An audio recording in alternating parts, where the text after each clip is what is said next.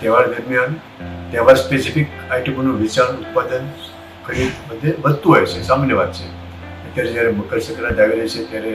ગુજરાતમાં અમદાવાદમાં ખાસ કરીને ઊંધિયું, જલેબી તથા જે વસાણા હોય, શિયાળુના પાક બધા હોય, તલની ચીકી હોય, તલનું કચરી હોય, તો આ બધી આઇટમોનું એક કોઈ વિભાગું થતું જે સમાજમાં 2 થી 3% જેવા હોય છે, જે ખાદ્ય પદાર્થમાં મિલાવટ કરીને ખોટો નફો લઈ લેવાય એમ રાખીને લોકોના આરોગ્ય સાથે છેડા ન કરે એના માટે સતત કાર્યરત છે. આજથી જ તે રાજ્યમાં દરેક ફૂડ સેફ્ટી ઓફિસરને, જિલ્લાના રેલવે ઓફિસરોને